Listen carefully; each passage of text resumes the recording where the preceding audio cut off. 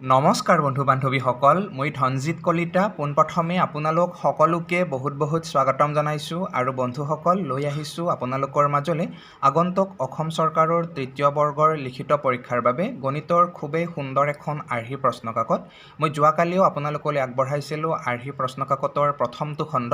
আৰু আজি ইয়াৰ পিছৰ খণ্ডটো লৈ আহিছোঁ। যথেষ্ট গুৰুত্বপূৰ্ণ প্ৰশ্নৰ সমলেৰে এই প্ৰশ্নৰ শিতানটো আপোনালোকলৈ আগবঢ়োৱা হৈছে, গতিকে মই আশা কৰিছোঁ আপোনালোকে সকলোৱে এই প্ৰশ্ন শিতানৰ জৰিয়তে যথেষ্ট উপকৃত হ'ব পাৰিব। আৰু যিহেতু আমাৰ হাতত সময় একেবাৰে নাই, হয়নে, মাত্ৰ কেইটামান ঘণ্টা থকা বুলি ক'লেও ভুল নহয়, গতিকে মই আশা কৰিছোঁ আপোনালোকৰ সকলোৰে প্ৰস্তুতি প্ৰায় শেষ হৈছে। আৰু এটা কাম কৰিবচোন, আপোনালোকে আজিৰ এই প্ৰশ্নখনত থকা আটাইকেইটা প্ৰশ্ন নিজাববীয়াকৈ কৰিবলৈ যত্ন কৰিব আৰু কোনে কিমান স্ক'ৰ কৰিব পাৰে সেইটো সকলোৱে কমেণ্ট বক্সত জনাব, ঠিক আছে। লগতে বন্ধুসকল, আপোনালোকে যদি এই ছিৰিজটোত আগবঢ়োৱা প্ৰশ্নসমূহৰ PDF নোটছখিনি বিচাৰে তেতিয়াহ'লে আপোনালোকে মোৰ টেলিগ্ৰাম চেনেলৰ পৰা লৈ ল'ব পাৰিব। টেলিগ্ৰাম চেনেলৰ লিংক এই ভিডিঅ'টোৰ ডেছক্ৰিপশ্যন বক্সত দিয়া আছে, লগতে এই ভিডিঅ'টোৰ কমেণ্ট বক্সৰ পিন কমেণ্টৰ পৰাও আপোনালোকে লৈ ল'ব পাৰিব, ঠিক আছে। গতিকে বন্ধুসকল, আমি পোনে পোনে আগবাঢ়িছোঁ আজিৰ ভিডিঅ'টোৰ প্ৰথমটো প্ৰশ্নৰ মাজলৈ। যিহেতু যোৱাকালি আমি অতিকে গুৰুত্বপূৰ্ণ 10টা প্ৰশ্ন আলোচনা কৰিছিলোঁ, গতিকে আজিৰ প্ৰথমটো প্ৰশ্ন কি হ'ব,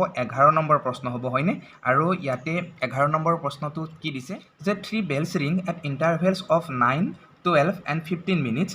At the 3 began to ring at 8 AM, at what time will they ring together again? তো আমাক ইয়াতে কৈছে যে তিনিটা কি আছে, বেলছ ৰিংছ আছে, যি তিনিটা কেনেকুৱাকৈ বাজে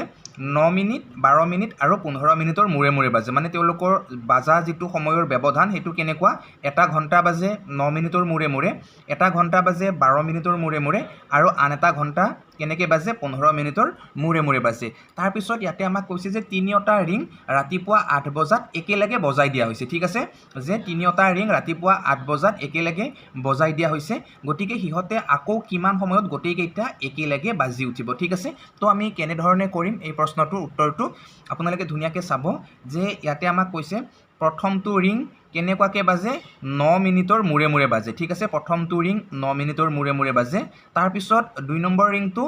12 মিনিটৰ মূৰে মূৰে বাজে। 3 নম্বৰ ৰিং নহয় বাৰু, 3 নম্বৰ বেলটো, হয়নে, 3 নম্বৰ বেলটো ইয়াতে 15 মিনিটৰ মূৰে মূৰে বাজে, ঠিক আছে। তো এতিয়া আমি ইহঁতৰ যদি লসাগুটো লৈ লওঁ তেতিয়াহ'লে আমি গম পাম যে সিহঁতে গোটেইকেইটাই একেলগে কোন টাইমত লগ হ'ব আকৌ, ঠিক আছে। তো ইহঁতৰ লসাগু লোৱাৰ লগে লগে আমি 3ৰে গোটেইকেইটাকে ধুনীয়াকৈ কাটিব পাৰিম। 3 3 গুণ 9, 3 4 গুণ 12 আৰু 3 5 গুণ কিমান হ'ব, ইয়াতে 15 হ'ব। তো ইহঁতৰ এলচিয়ামটো আমি এতিয়া বৰ্তমান ধুনীয়াকৈ উলিয়াব পাৰিম যে 3 3 গুণ 9 আৰু ইভাগে 4 5 গুণ 20, 9 20 গুণ কিমান হ'ব, 180 হ'ব, হয়নে। তো ইয়াতে আমি ধুনীয়াকৈ সকলোৱে গম পালোঁ যে 180 মিনিট যেতিয়া হ'ব, 180 মিনিট হোৱাৰ লগে লগে গোটেইকেইটা মানে বেল একেলগে ধুনীয়াকৈ আকৌ বাজিব ধৰিব, ঠিক আছে। 180 মিনিটত কিমান ঘণ্টা, এতিয়া 60 মিনিটত যিহেতু 1 ঘণ্টা হয়, 180 মিনিটত কিমান হ'ব, বোলে 3 ঘণ্টা হ'ব। তো আমি গম পালোঁ যে 3 ঘণ্টা পিছত গোটেইকেইটা বেল একেলগে পুনৰ বাজিব ধৰিব। তো এতিয়া মানে কিমান টাইম বাজিছে, এতিয়া বাজিছে ৰাতিপুৱা 8, ঠিক আছে। নেক্সট কেতিয়া বাজিব, আকৌ 3 ঘণ্টা পিছত। তো 8ৰ লগত যদি আমি 3টো যোগ কৰি দিওঁ কিমান হ'ব, 8ৰ লগত 3 যোগ কৰিলে আমি কিমান পাম, 11টা পাম। অৰ্থাৎ ৰাতিপুৱা যেতিয়া 11টা বাজিব, 11টা বজাৰ লগে লগে গোটেইকেইটা ৰিং কি হ'ব, আকৌ বাজিব ধৰিব। তো ইয়াতে শুদ্ধ উত্তৰ ক'ত আছে, 3 নম্বৰ অপশ্যনটোত আছে, হয়নে। ক্লিয়াৰ হৈছে আপোনালোকৰ সকলোৰে, মই আশা কৰিছোঁ ধুনীয়াকৈ ক্লিয়াৰ কৰিব পাৰিছে। তো এইবাৰ আমি আগবাঢ়িছোঁ ইয়াৰে পিছৰ প্ৰশ্নটোৰ মাজলৈ। এইটো গুৰুত্বপূৰ্ণ প্ৰশ্ন হয় আৰু এই প্ৰশ্নটো একচুৱেলি আপোনালোকক বা আমাক ঠগাবলৈ দিয়া হয়, একচুৱেলি এনেকুৱা ধৰণৰ প্ৰশ্ন। ইয়াতে আপোনালোকে ধুনীয়াকৈ চাবচোন প্ৰশ্নটো যে there are 4 consecutive prime numbers, the product of first 3 numbers is 385 and the product of last 3 numbers is 1001, the first and last number are respectively. তো ইয়াতে আমাক কৈছে যে 4টা ক্ৰমিক কি আছে, মৌলিক সংখ্যা আছে আৰু সেই ক্ৰমিক মৌলিক সংখ্যাকেইটাৰ প্ৰথম 3টাৰ যিটো পূৰণফল বা গুণফল সেইটো কিমান বুলি কৈছে, ইয়াতে 385 বুলি কৈছে। তাৰপিছত ইয়াতে আমাক কৈছে যে শেষৰ 3টা যদি আমি পূৰণ কৰোঁ তেতিয়াহ'লে আমি কিমান পাম, 1001 পাম বুলি কৈছে। আমাক কৈছে যে প্ৰথমটো আৰু শেষৰটো সংখ্যা কি হ'ব আমাক উলিয়াব দিছে। তো ইয়াতে যদি আমি অপশ্যন কেইটা চাওঁ তেতিয়াহ'লে অপশ্যন কেইটা চাইয়ে আমি ইয়াৰে উত্তৰটো উলিয়াব পাৰিম। কেনেকৈ পাৰিম চাওকচোন আপোনালোকে, যে ইয়াতে আপোনালোকে ধুনীয়াকৈ চাওক 5ৰ পৰা 11লৈ কেইটা মৌলিক সংখ্যা আছে, বোলে 5ৰ পৰা 11লৈ যদি আমি চাওঁ 5টো মৌলিক, 7টো মৌলিক আৰু 11টো মৌলিক। তো আমাক কৈছিলে ইয়াতে 4টা ক্ৰমিক মৌলিক সংখ্যা তো 5ৰ পৰা 11 লৈকে 4টা মৌলিক সংখ্যা আছে নেকি বোলে নাই তো এইটোতো আমি ডাইৰেক্টলি এনে কেনসেল কৰিব পাৰো কাৰণ ইয়াতে 4টা মৌলিক নাইয়ে হয় নে নহয় তাৰ পিছত যদি আমি ইয়াতে চাওঁ 7ৰ পৰা 11 লৈকে তো 7ৰ পৰা 11 লৈকে কেৱল 7টো আৰু 11টোৱে আছে তো ইয়াতে 4টানো কেনেকৈ মৌলিক সংখ্যা থাকিব হয় নে তো 2 নম্বৰটো আমি এনেই কেনসেল কৰি দিলো 3 নম্বৰটো যদি চাওঁ তেতিয়াহ'লে 3 নম্বৰটো কি আছে 5ৰ পৰা 13 লৈকে তো 5 7 11 আৰু 13 তো আমি গম পাইছো যে এইটোত 4টা মৌলিক সংখ্যা আছে তো এবাৰ লাষ্টটো আমি পৰীক্ষা কৰি চাম 7ৰ পৰা 13 লৈকে তো 7ৰ পৰা 13 লৈকে কি মৌলিক পাম আমি 7টো পাম আমি 11টো পাম আৰু আমি 13টো পাম হয়নে তো লাষ্টত দেখিও চালো যে আমি কেৱল তাত 3টাহে দেখিছো ইয়াত হয়নে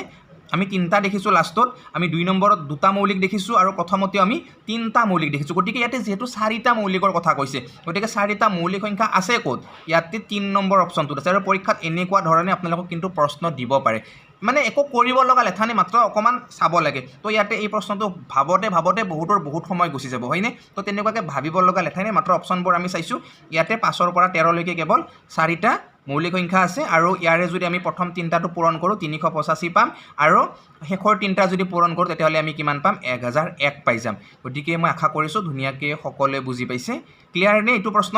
তো এইবাৰ আমি আগবাঢ়িছো ইয়াৰে পিছৰ প্ৰশ্নটোৰ মাজলৈ বন্ধুসকল এইবাৰ আপোনালোকে ধুনীয়াকৈ সকলোৱে এই প্ৰশ্নটো ক্লিয়াৰলি বুজি ল'ব গুৰুত্বপূৰ্ণ প্ৰশ্ন হয় এই প্ৰশ্নটো ইয়াতে কৈছে the average speed of a tractor is 2/5 the average speed of a car মানে ইয়াতে আমাক কৈছে যে এখন ট্ৰেক্টৰৰ যিটো গড় গতিবেগ সেইটো কি বুলি কৈছে এখন কাৰৰ গড় গতিবেগৰ 2/5 বুলি কৈছে কিমান কৈছে যে 2/5 তাৰপিছত কৈছে the car covers 450 kilometre in 6 hour how much distance will the tractor covers in 8 hours তাৰমানে আমাক ইয়াতে কৈছে যে যদি কাৰখনে 6 ঘণ্টাত 450 কিলোমিটাৰ দূৰত্ব অতিক্ৰম কৰিব পাৰে তেনেহ'লে ট্ৰেক্টৰখনে 8 ঘণ্টাত কিমান দূৰত্ব অতিক্ৰম কৰিব প্ৰশ্নটো আমি সকলোৱে বুজি পাইছো হয়নে প্ৰশ্নটোত ইয়াতে আমাক প্ৰথমতে কি কৈছে যে এখন কাৰ আছে আৰু এখন ট্ৰেক্টৰ আছে ঠিক আছে তো ইয়াতে আমি এখন কাৰ আৰু এখন আমি ট্ৰেক্টৰ ধুনীয়াকৈ লিখি লৈছো ঠিক আছে এখন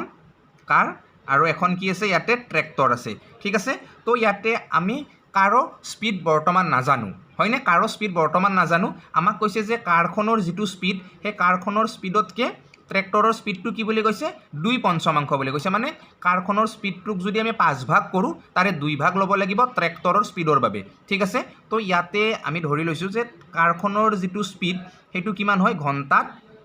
x কিলোমিটাৰ পাৰ আৱাৰ আমি ধুনীয়াকৈ আমি কাৰখনৰ স্পীড ইয়াতে ধৰি লৈছোঁ তো ট্ৰেক্টৰখনৰ স্পীড কিমান হ'ব 2x/5 হ'ব 5 ভাগৰ 2 কি ক'লোঁ ইয়াতে ঠিকে আছে বাৰু 2/5 হৈ গ'ল হয়নে ইয়াতে ধুনীয়াকৈ আমি 5 ভাগৰ 2x লিখিব পাৰিলোঁ মানে ট্ৰেক্টৰখনৰ যিটো স্পীড সেইটো কিমান হ'ব 5 ভাগৰ 2x হ'ব কিয় আমাক ইয়াতে প্ৰশ্নটোতে কৈছে যে কাৰখনতকৈ ট্ৰেক্টৰখনৰ স্পীডটো কিমান হয় 2/5 হয় ঠিক আছে তাৰপিছত আমি ইয়াৰ পিছৰ ষ্টেপটোলৈকে আহিছোঁ যে কাৰখনে যেতিয়া 6 ঘণ্টা গতি কৰে তেতিয়া কিমান যাব পাৰে 450 কিলোমিটাৰ দূৰত্ব অতিক্ৰম কৰিব পাৰে তো আমি যদি স্পীড উলিয়াব লাগিলে কি আছিলে যে স্পীড উলিয়াব লাগিলে আমি জানো যে ডিষ্টেঞ্চক কি কৰিব লাগে ডিষ্টেঞ্চক টাইমেৰে হৰণ কৰিব লাগে ঠিক আছে তো ইয়াতে ডিষ্টেঞ্চ কিমান কভাৰ কৰিছে বোলে ইয়াতে ডিষ্টেঞ্চ কভাৰ কৰিছে 450 কিলোমিটাৰ ঠিক আছে 450 কিলোমিটাৰ ডিষ্টেঞ্চ কভাৰ কৰিছে কাৰখনে হয়নে আৰু সময় কিমান লাগিছে ইয়াতে 6 ঘণ্টা লাগিছে গতিকে 6ৰে যদি 450ক হৰণ কৰি দিওঁ কিমান হ'ব ইয়াতে 6 7 গুণ 42 3 0 30 6 5 গুণ 30 মানে 75 কিলোমিটাৰ কি হ'ব প্ৰতি ঘণ্টা বেগ হৈ যাব ইয়াতে ঠিক আছে 75 কিলোমিটাৰ মানে প্ৰতি ঘণ্টা ইয়াতে আমি কি গম পালোঁ গাড়ীখনৰ অৰ্থাৎ কাৰখনৰ গতিবেগ পালোঁ তো ইয়াতে কাৰখনৰ গতিবেগ আমি কিমান ধৰিছিলোঁ x ধৰিছিলোঁ হয়নে নহয় তাৰমানে x মানে কি হয় এতিয়া 75 কিলোমিটাৰ হয় তো x মানে যদি 75 কিলোমিটাৰ প্ৰতি ঘণ্টাত হয় তেতিয়াহ'লে ইয়াতে 5 ভাগৰ 2x মানে কিমান হ'ব আপোনালোকে ধুনীয়াকৈ এই 75টোৰ লগত 5 ভাগৰ 2টো পূৰণ কৰি দিয়ক 5 ভাগৰ 2টো পূৰণ কৰিলে কিমান হ'ব ইয়াতে 5-15 কিমান 75 তো 15 দুগুণ কিমান হ'ব ইয়াতে 30 তো 30 কিলোমিটাৰ প্ৰতি ঘণ্টা ইয়াতে আমি গম পালোঁ এইটো কাৰ স্পীড বোলে 30 কিলোমিটাৰ প্ৰতি ঘণ্টা এইটো স্পীড হৈছে ইয়াতে ট্ৰেক্টৰখনৰ ঠিক আছে যে যদি কাৰখনৰ স্পীডটো কিমান হয় 75 কিলোমিটাৰ প্ৰতি ঘণ্টা হয় তেতিয়াহ'লে ইয়াতে ট্ৰেক্টৰখনৰ স্পীড আমি কিমান গম পালোঁ 30 কিলোমিটাৰ প্ৰতি ঘণ্টা গম পালোঁ ঠিক আছে মই আপোনালোকক পাৰা পৰ্যন্ত দুবাৰলৈকে কথাখিনি ৰিপিট কৰিবলৈ চেষ্টা কৰিছোঁ যাতে সকলোৱে ধুনীয়াকৈ বুজি পায় এতিয়া কিছু সংখ্যকে একেবাৰে বুজি পায় কিন্তু কিছু সংখ্যকে একেবাৰে বুজি নাপায় সেইবাবে মই সকলোৰে বাবে ধুনীয়াকৈ অতি কমেও দুবাৰ আপোনালোকক কথাখিনি ক'বলৈ যত্ন কৰিছোঁ যাতে সকলোৱে বুজি পায় যে ঠিক আছে এতিয়া চাব ইয়াতে আমি ট্ৰেক্টৰখনৰ স্পীড পালোঁ কিমান বোলে 30 কিলোমিটাৰ প্ৰতি ঘণ্টা হয়নে তাৰপিছত আমাক কি কৈছে যে ট্ৰেক্টৰখনে 8 ঘণ্টাত কিমান মানে দূৰত্ব অতিক্ৰম কৰিব তো দূৰত্ব উলিয়াব লাগিলে কি কৰিব লগা আছিল যে যেতিয়া আমি দূৰত্ব উলিয়াব লাগিলে টাইমৰ লগত আমি স্পীডটো পূৰণ কৰিব লাগে এইটো আছিল সূত্ৰ তো ইয়াতে টাইম আমাক দিয়ে দিছে 8 ঘণ্টা হয়নে নহয় আৰু স্পীড আমি পালোঁ নিজে ট্ৰেক্টৰৰ স্পীড কিমান বোলে 30 কিলোমিটাৰ প্ৰতি ঘণ্টা তো 8 গুণ কিমান হ'ব বোলে 8 গুণ হ'ব ইয়াতে 240 তো 240 কিলোমিটাৰ কি হ'ব ট্ৰেক্টৰখনে গতি কৰিব পাৰিব কিমান সময়ত 8 ঘণ্টাত ঠিক আছে 2 নম্বৰ অপশ্যন শুদ্ধ উত্তৰ পুৰা ক্লিয়াৰ হৈছে ন কাৰোতো প্ৰব্লেম হৈ নাই যদি কিবা প্ৰব্লেম আছে আপোনালোকে জনাব কিন্তু মই আশা কৰোঁ যে প্ৰব্লেম কাৰো থাকিব নালাগে ঠিক আছে এইবাৰ আপোনালোকে চাব এই প্ৰশ্নটো লোৱা হৈছে পাৰ্চেণ্টেজৰ পৰা ইয়াতে প্ৰফিট লছ বা ডিছকাউণ্ট গোটেইখিনি একেলগে উঠাই লোৱা হৈছে আপোনালোকে ধুনীয়াকৈ ইয়াতে প্ৰশ্নটো চাব যে আমাক কি কৈছে what is the mark price of N article which is purchase at rest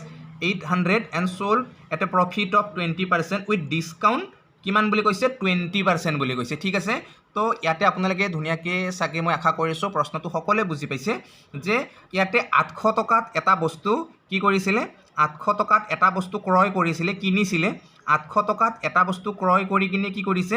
800 টকাত এটা বস্তু ক্ৰয় কৰি কিনে সেই বস্তুটো বিক্ৰী কৰিছে কেনেকুৱা ধৰণত 20% ৰেহাই তাৰপিছত কি আছে 20% ৰেহাই লাগিছিলে যেতিয়া 800 টকাত বস্তুটো বেচিছে আৰু 20% তাত কি হৈছে প্ৰফিটো হৈছে ঠিক আছে আমাক ইয়াতে কৈছে যে আমাক কি উলিয়াব দিছে মাৰ্ক প্ৰাইচটো উলিয়াব দিছে যে যদি সেই মাৰ্ক প্ৰাইজৰ ওপৰত যদি বস্তুটো বিক্ৰী কৰে তেতিয়াহ'লে 800 টকাত বিক্ৰী কৰা হ'ব কিন্তু তাতে আকৌ 20% প্ৰফিটো হ'ব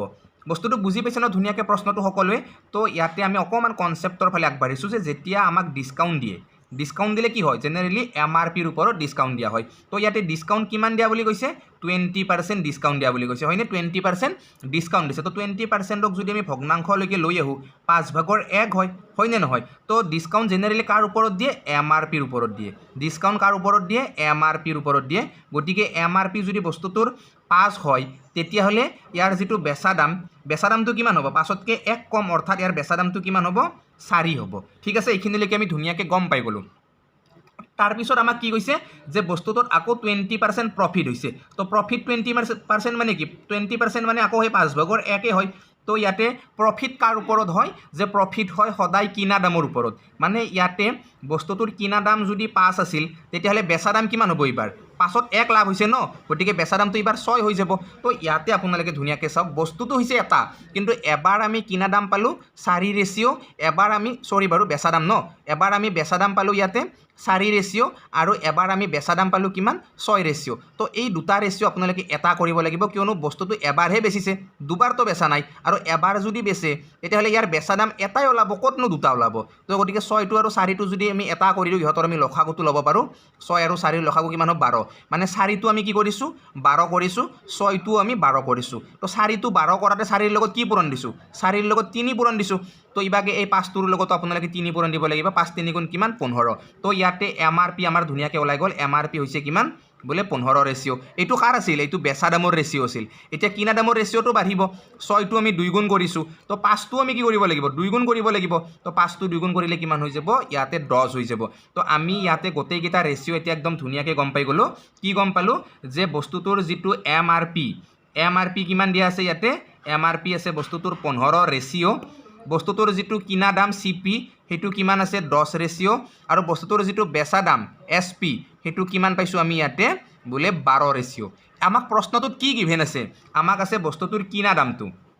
কিমান 800 টকা আমি ইয়াতে কিনা দাম কিমান পাইছোঁ 10 ৰেচিঅ' তো এই যিটো 10 ৰেচিঅ' ইয়াতে আমি পাইছোঁ এই 10 ৰেচিঅ' মানে কি হয় সেই কিনা দামটো হয় তো 10 ৰেচিঅ' মানে যদি 800 টকা হয় 1 ৰেচিঅ' মানে কিমান হ'ব 80 টকা হ'ব তো 1 ৰেচিঅ' মানে যদি 80 টকা হয় আমাক সুধিছে কি আমাক সুধিছে যে what is the mark price অৰ্থাৎ MRPটো ইয়াতে আমাক সুধিছে গতিকে MRP আমি ধুনীয়াকৈ উলিয়াব পাৰিম MRP কিমান বোলে 15 ৰেচিঅ' 1 ৰেচিঅ' মানে কিমান আছিল বোলে 80 তো 1 ৰেচিঅ' মানে যদি 80 হয় তেতিয়াহ'লে 15 ৰেচিঅ' মানে কি হ'ব 15ৰ লগত আপোনালোকে ধুনীয়াকৈ 80 পূৰণ কৰি দিয়ক ইয়াতেতো শূন্যটো নিজে নামি আহিব 15 8 গুণ আপোনালোকে কৰিলে হৈ গ'ল কিমান হ'ব 120 হয়নে তো ইয়াতে ধুনীয়াকৈ আপোনালোকে গম পাই গ'ল যে 1200 টকা কি হ'ব বস্তুটোৰ MRP হ'ব দেখিছেনে কোনো ধৰণৰ সূত্ৰ ব্যৱহাৰ কৰা নাই অকমান কনসেপ্ট লগাইছো আৰু কনসেপ্টটো লগাই কিনে আমি ধুনীয়াকৈ ইয়াৰে মানে সলিউশনো কৰিছো ক্লিয়াৰ হৈছে সকলোৰে মই আশা কৰিছো ধুনীয়াকৈ সকলোৱে বুজি পাইছে আৰু এইবাৰ আমি আগবাঢ়িছো ইয়াৰে পিছৰ প্ৰশ্নটোৰ মাজলৈ তো সকল এইবাৰ ধুনীয়াকৈ আপোনালোকে সকলোৱে এই প্ৰশ্নটো ক্লিয়াৰলি বুজিব গুৰুত্বপূৰ্ণ প্ৰশ্ন হয় এই প্ৰশ্নটো ইয়াতে আমাক কি বুলি কৈছে যে A can run 1 kilometer in 3 minutes 10 seconds and B cover the same distance in 3 minutes 20 seconds by what distance A will beat B in 2 kilometer race ঠিক আছে প্ৰশ্নটো বুজি পাইছে ইয়াতে সকলোৱে যে আমাক কৈছে A 1 কিলোমিটাৰ যেতিয়া দৌৰে তেতিয়া এক কিমান সময় লাগে 3 মিনিট 10 সেকেন্ড সময় লাগে আৰু সেই একেইখিনি দূৰত্ব মানে সেই 1 কিলোমিটাৰটোৱে যেতিয়া বি দৌৰে তেতিয়া বি কিমান সময় লাগে 3 মিনিট 20 সেকেন্ড সময় লাগে ঠিক আছে তাৰ পিছত হিহঁত দুটাই ৰেস খেলিছে কি কৰিছে হিহঁত দুটাই কম্পিটিশনত মানে ভাগ লৈছে তাৰ পিছত ইয়াতে তেওঁলোকৰ মানে যেটো ডেস্টিনেশন হেতু কিমান বুলি কৈছে ইয়াতে তেওঁলোকৰ ডেস্টিনেশন পইণ্টটো ইয়াতে 2 কিলোমিটাৰ বুলি কৈছে গটিকে যেহেতু এ তো জিকিবই না নিজিকে এটো জিকিব কাৰণ এটো কম সময়তে 1 কিলোমিটাৰ কভাৰ কৰিছে সো এ ডেফিনেটলি এফিচিয়েন্সিটো বেছি হ'ব তো এ বি কিমান দূৰত্বত মানে পৰাস্ত কৰিব আমাক হেতু উদিছে গটিকে একদম ধুনিয়াকে আমি এই প্ৰশ্নটো বুজিলম ইয়াৰ কনসেপ্টৰ লগত ৰিলেট কৰি আমি ধুনিয়াকে বুজি যাম আমি ডাঙৰ ডাঙৰ সূত্ৰ ব্যৱহাৰ নকৰো আপোনালোকে ধুনিয়াকে চাব যে এইখিনি হয় 1 কিলোমিটাৰৰ ডিসটেন্স ঠিক আছে এইখিনি দূৰত্ব 1 কিলোমিটাৰ হয় আৰু এইখিনি যদি এ যায় এক কিমান সময় লাগে 3 মিনিট 10 সেকেন্ড লাগে তো 3 মিনিট 10 সেকেন্ড মানে কি 3 মিনিটত 180 সেকেন্ড আৰু 10 সেকেন্ড সো এক সময় লাগে 190 সেকেন্ড আৰু এইখিনি যদি বি যায় বি কিমান লাগে 3 মিনিট 20 সেকেন্ড মানে 200 সেকেন্ড কাক লাগে বিক লাগে ঠিক আছে এক কিমান লাগে 190 সেকেন্ড বিক কিমান লাগে 200 সেকেন্ড এইখিনি লকে পুৰা ক্লিয়াৰলি গম পাইছো নে ধুনিয়াকে গম পাইছো তো এতিয়া আপোনালোকে চাব যে এ বিকে মানে কিমান সেকেন্ড আগে মানে গৈ পাইছে ডেস্টিনেশনটো যে আমি যদি চাও ইয়াতে এ জিকিছে এ 190 সেকেন্ডত গৈছে বি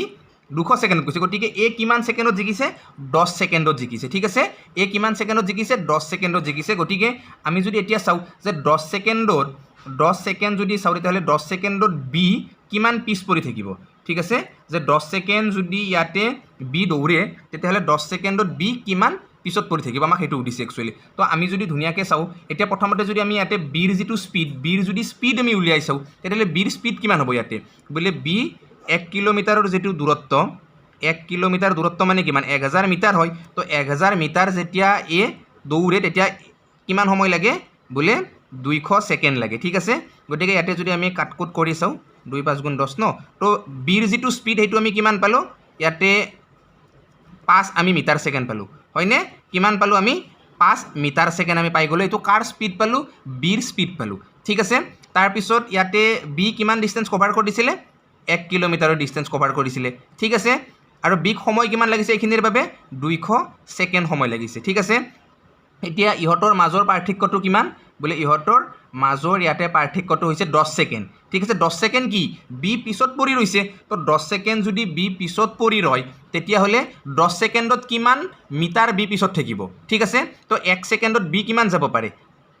1 সেকেন্ডত 5 মিটাৰ যাব পাৰে তো 10 সেকেন্ড যেহেতু বি এতকে পাছত আছে গটিকে 10 সেকেন্ডত কিমান মিটাৰ হ'ব ইবাকে 50 মিটাৰ হ'ব ঠিক আছে 10 সেকেন্ডত কিমান মিটাৰ হ'ব 50 মিটাৰ হ'ব অৰ্থাৎ 1 কিলোমিটাৰৰ যেটো ৰেস 1 কিলোমিটাৰ ৰেসত গম পাইছো যে ইয়াতে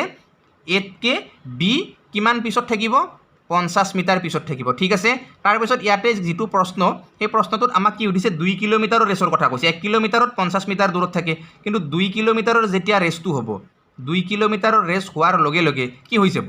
যে ই ডেফিনেটলি আকো তাতকে বেছি পিছত থাকিব 1 কিলোমিটাৰতে হি জেনাৰেলি কিমান কৰিব পাৰে ইয়াতে 50 মিটাৰ হি দূৰতে থাকি যায় গটিকে 2 কিলোমিটাৰ হোৱাৰ লগে লগে ই কিমান হ'ব 100 মিটাৰ দূৰত থাকিব বস্তুটো হয়নে বুজিছেনে আপোনালোকে ধুনিয়াকে তো ইয়াতে বাৰু অপচনবোৰ সাকে লোৱাতে অকমান তেনেকুৱা হৈ গল তো ইয়াতে 100 টো থাকিব লাগিছিল ঠিক আছে একো নাই মই আশা কৰিছো ধুনিয়াকে সকলোৱে কনসেপ্টখিনি বুজি পাইছে ক্লিয়াৰ হৈছে ন আপোনালোকৰ সকল এইবাৰ আগবাঢ়িছোঁ ইয়াৰে পিছৰ প্ৰশ্নটোৰ মাজলৈ যথেষ্ট গুৰুত্বপূৰ্ণ প্ৰশ্ন হয় এই প্ৰশ্নটো ইনকাম এণ্ড এক্সপেণ্ডিচাৰৰ পৰা লোৱা হৈছে